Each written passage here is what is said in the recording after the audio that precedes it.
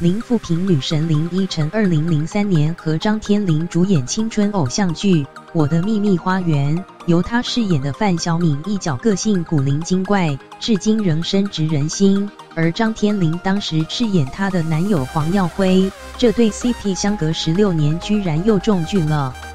林依晨昨天17日出席导演明金城的婚宴，当天包括张小燕、曾国成、方志友夫妇、6月等艺人都是座上宾。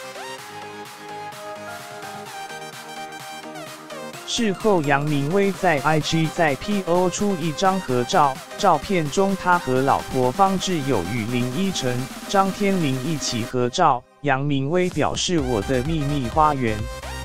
太经典了，不少粉丝看完也惊呼范晓敏超级好看，小敏与耀辉超经典，张天林怎么看起来有大叔的感觉？”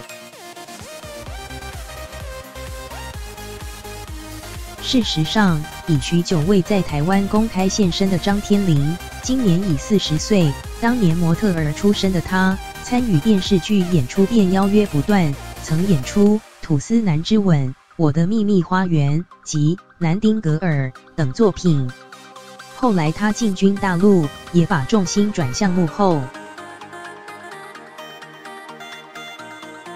张天林昨晚也在微博上晒出和林依晨的合照，他表示：“小敏，我们16年没见，看到你好开心啊！”